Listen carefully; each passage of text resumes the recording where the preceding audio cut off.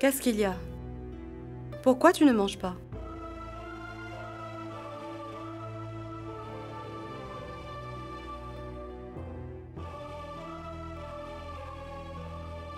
Aditi, j'ai mis le couvert pour toi et ton mari également.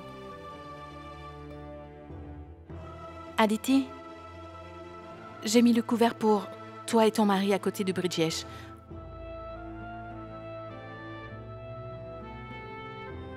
On y va? Où donc suis-je supposée manger? Vous avez décidé de tout diviser dans cette maison.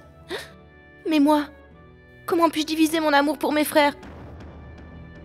Et si d'un côté il y a mon frère Bridgesh qui m'attend, de l'autre Nahar et mon frère aussi. Comment est-ce qu'une sœur est supposée faire pour diviser son amour, dites-moi?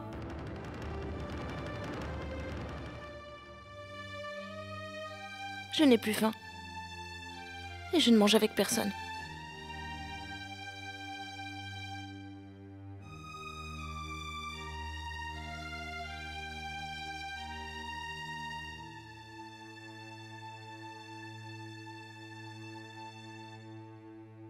Vous avez toutes les deux préparé le repas avec amour. Et je ne peux pas déshonorer votre nourriture, n'est-ce pas? J'ai la solution. Je mange le repas avec vous et je mangerai le dessert avec eux.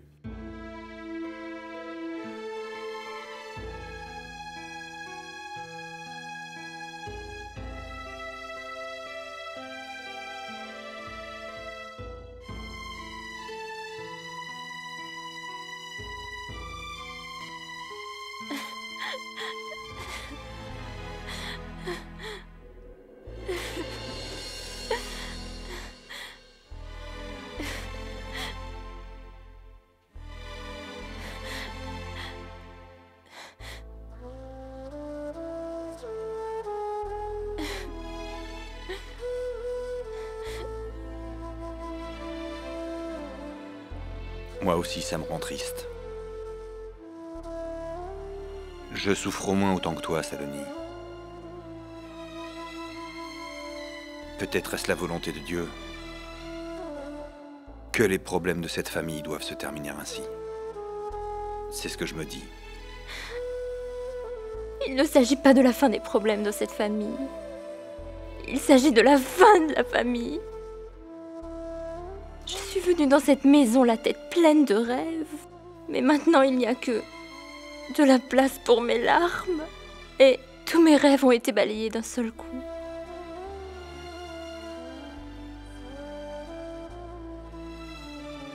Ma maison s'est brisée, Nahar. J'avais construit ce petit monde, morceau par morceau.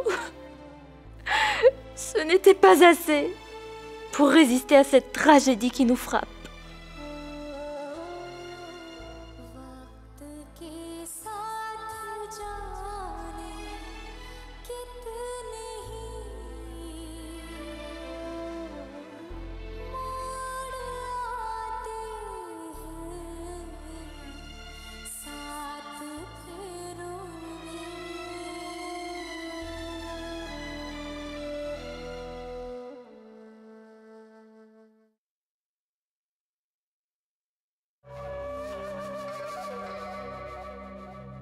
Qu'est-ce qu'il se passe, Kaveri? Qu'est-ce qui t'amène? Je suis venue car c'est important. On ne sait pas où se trouve Neil. Où est-il allé? Je ne sais pas. Papa et Abdi l'ont recherché partout. Mais il n'y a aucune trace de lui. Maman et papa m'ont interdit de te mettre au courant, mais je sais que tu es très proche de Neil et que c'est lui ton meilleur ami. C'est pour ça que j'ai voulu te mettre au courant quand même. Saloni, je ne peux pas supporter l'angoisse de maman et de papa. S'il te plaît, viens avec moi à la maison. S'il te plaît, Saloni.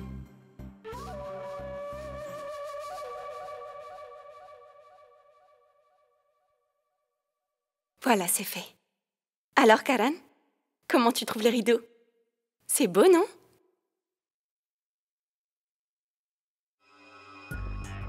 Karan, qu'est-ce qu'il y a? Je suis vraiment désolé, Shubhra. Je suis incapable de te donner le bonheur que tu mérites dans la vie. Je suis désolé. Tu es vraiment un idiot. Karan, à tes côtés, je ne peux que me sentir heureuse. Je me sens bien, sérieusement. Tu es la seule personne qui m'ait aimée si sincèrement. Et moi, je t'aime encore plus que ma propre vie.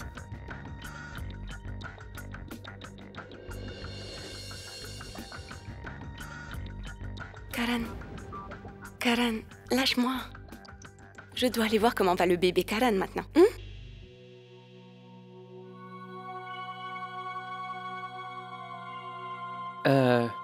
Shubhra?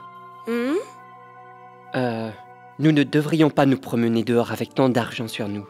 Un incident pourrait arriver. Nous allons déposer la totalité de l'argent à la banque. Va vite te préparer. Nous allons à la banque, d'accord? Très bien. Non. Ce n'est pas bien d'emmener le bébé à l'extérieur. Il y a tellement de pollution. Ça ne serait pas bien pour lui. Alors qu'est-ce qu'on fait? Tu sais ce qu'on doit faire, Karan. Maman va prendre soin du bébé et papa va déposer l'argent à la banque. Très bien.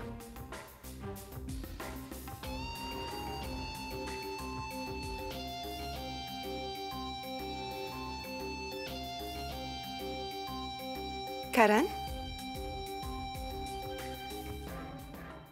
Ne baisse pas les bras, s'il te plaît, papa. Si c'est ce que Dieu veut, Neil et Shubhra reviendront vite à la maison. Shubhra, jamais. Je te défends de prier pour son retour parmi nous. Je ne la laisserai pas remettre un pied dans cette maison, même si Dieu me l'ordonnait. Il n'y a que Neil qui m'inquiète maintenant. Nous lui devons tant de choses. Quand j'étais moi-même déshonoré dans la vie, il a toujours été là pour moi malgré tout. Maman, papa, j'ai cherché Neil vraiment partout. Il n'y a aucune trace de lui. Je ne sais pas où il est. Mais où est-ce qu'il a bien pu aller? Saloni, ma fille. Personne ne pourrait le savoir mieux que toi. Tu dois sûrement avoir une idée. Aurait-il pu aller chez des amis ou bien dans sa famille, sinon... Ou il aurait peut-être pu aller chez... Maman, avant d'aller où que ce soit, Neil serait sûrement allé au temple. Nous trouverons peut-être un indice là-bas.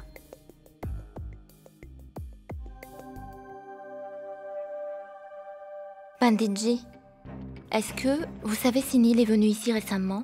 Oui, il est venu et a laissé quelque chose pour toi. 1 minute. Il a laissé cette flûte et écrit cette lettre pour toi. Lis-nous ce qui est écrit. Oui. Saloni, voici la dernière chose de toi que j'avais gardée avec moi. Je te la rends. Je ne possède plus rien qui t'appartient maintenant, car je ne veux plus garder quelque chose avec moi. Parce que le Neil à qui tu avais offert ce cadeau n'est plus de ce monde, Saloni. Ce monde a impitoyablement assassiné ce Neil du passé, et avec moi toute ma bonté, mon âme et même ma musique sont enterrés. Un autre Neil a vu le jour, et il va enseigner comment répondre à ce monde cruel dans son langage. Au départ, je souhaitais briser cette flûte qui symbolise le dernier maillon de ma vie passée, mais je n'ai pas pu le faire. C'est pour cette raison que je te la rends. Si tu veux, toi, tu peux la casser, ou bien l'offrir à un autre que moi. Mais je ne peux pas la garder avec moi, parce que ce souvenir m'emmènerait sûrement vers un passé que je n'aime plus, et je ne souhaite plus jamais marcher sur les traces de ce passé. Aditi! Aditi! Aditi! Bridgesh, Aditi doit être occupée. Dis-moi si tu as besoin de quelque chose. Non, merci. Aditi! Oui, Bridgesh? Dis à Nahar qu'il y a une réunion du conseil d'administration aujourd'hui. Il doit être là. D'accord.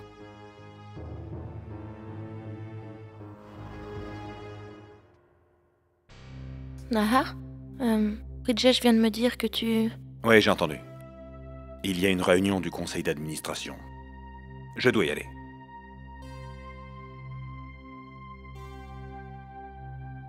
Aditi, voudrais-tu venir t'asseoir un peu? Non, et là, je dois m'occuper d'une affaire très importante.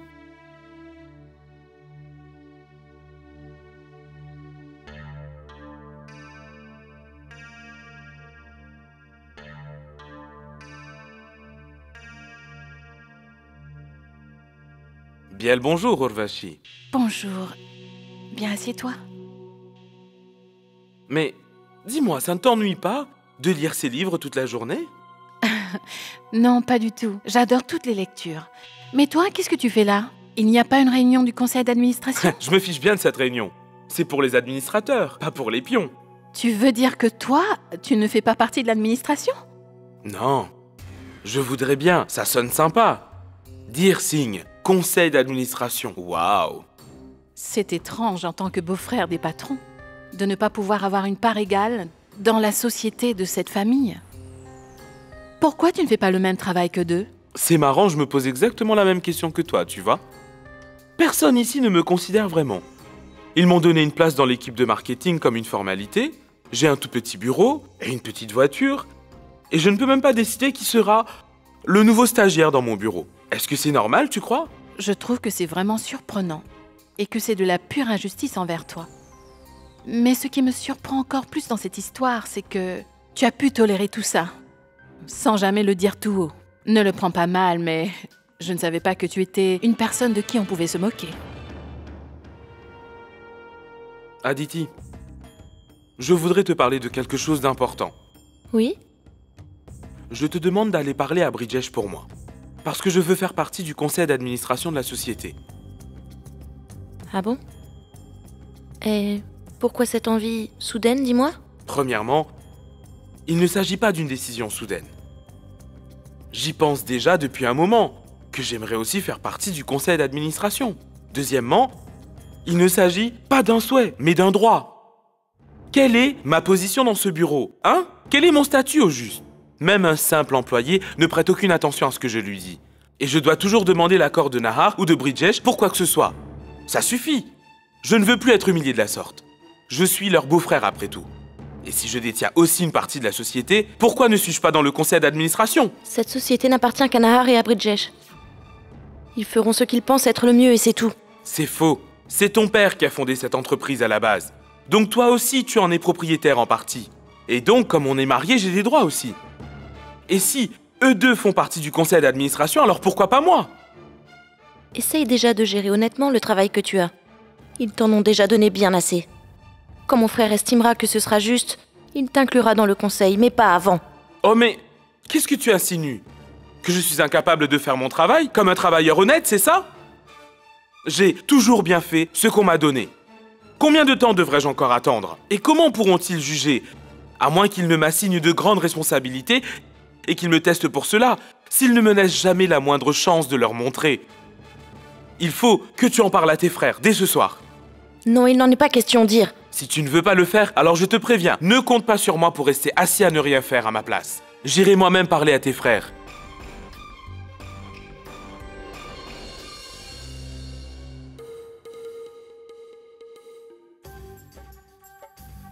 Dire, ne pense surtout pas que j'ai la moindre sympathie pour toi, ou que je t'apprécie, ou que le fait que tu fasses partie du conseil d'administration m'intéresse. Ne m'en veux pas, mais tu n'es pas digne de moi. Mais que puis-je faire d'autre? J'ai besoin de personnes au sein de cette maison qui vont sympathiser avec moi et qui vont m'aider le moment venu. Je mobilise en quelque sorte des soldats pour mon armée. Et qui mieux que toi pour me faire prendre un nouveau départ? Abji, asseyez-vous donc. Où est Saloni? À l'intérieur. Qu'est-ce qu'il y a?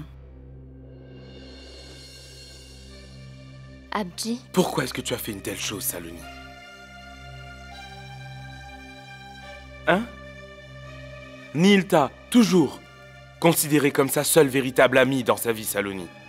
Mais aujourd'hui, à cause de ta sœur, mon enfant est devenu sans abri. Sa vie est foutue!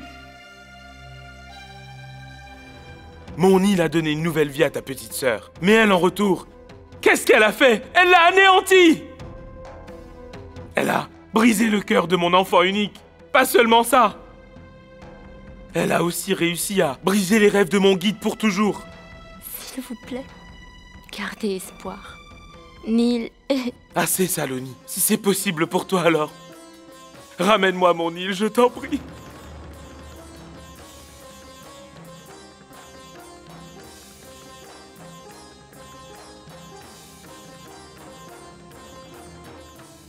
Ne le prends pas mal, mais montrer autant d'amitié à quelqu'un pour ensuite ruiner délibérément sa vie, je n'arrive pas à comprendre le but.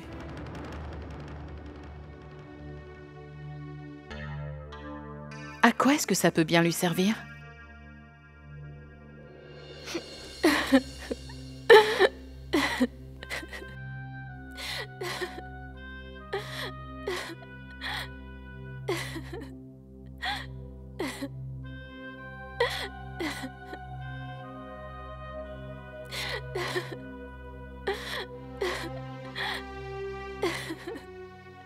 Ne pleure pas, Saloni.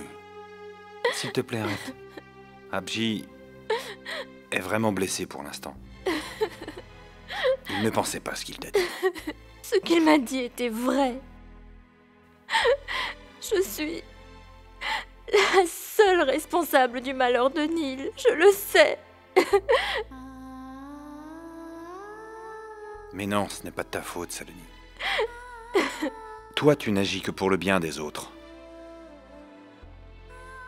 Mais tu as beau tout faire pour que tes proches vivent heureux, tu ne peux pas aller à l'encontre de leur destin. Neil et Shubhra ne sont pas des enfants. Ils ont eux-mêmes décidé de ce qu'ils voulaient faire. Et ce n'est pas de ta faute, Saloni, pas du tout. Ne pleure pas.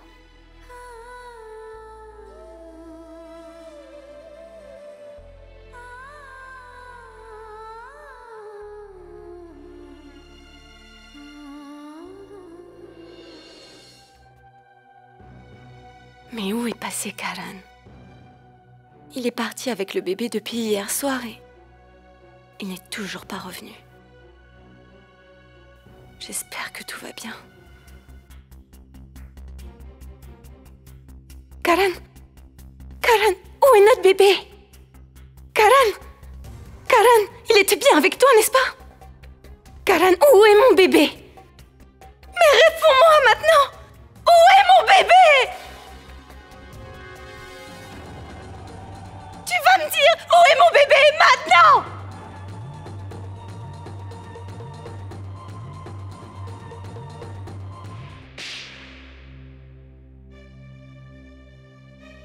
Comment as-tu pu oser m'attraper par le col de cette façon? Tu veux savoir où il est? Où est passé ton bébé? Écoute, c'est son destin qui l'a conduit, là où il devait se trouver, très loin de toi, pour toujours.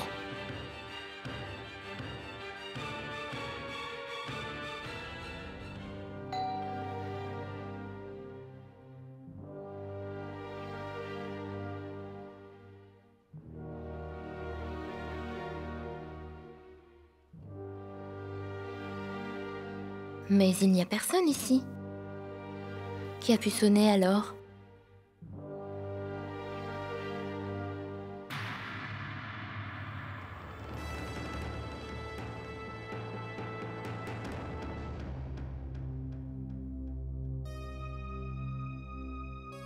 Qu'est-ce que l'enfant de Shubhra fait ici?